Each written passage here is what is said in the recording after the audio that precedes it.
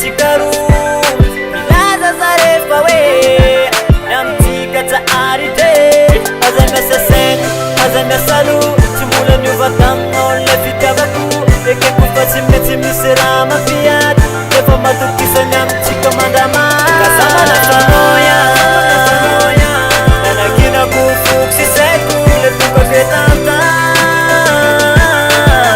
Ye masabyawa Tabakure hete fakasana wafu Chitiru unuka fefenore randu Namisi baba nuluka zatawa panay Nole yanzara toksila panay Ulaye tuatan Teya nala nawiyani Nutuka na tuapukwat Kasi usulu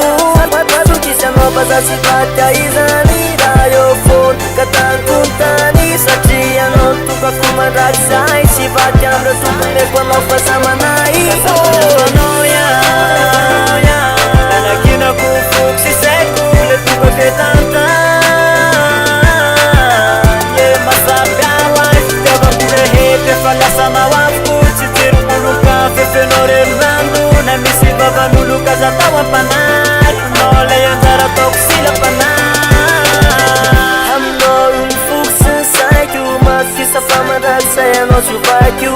Teya no yu Sisempatya no yu Nyambure te baba suratam no yu Mambanizani Seteya rava Dalana nyazilen Fanye chike chiurava Zaya tobe not for now Namaru ni viadi Chise sula now Chise sula now Chise sula now Yeah Oh Beat Kasana sanoya Nanagina kufuk si seku Letuka ketanta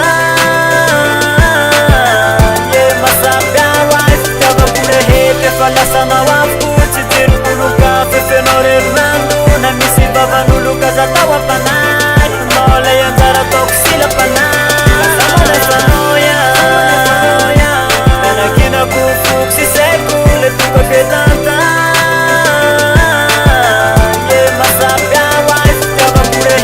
Falasama wafu Chitiru unuka fefenore randu Namisi baba nuluka zatawa panay Nole yanzara toksila panay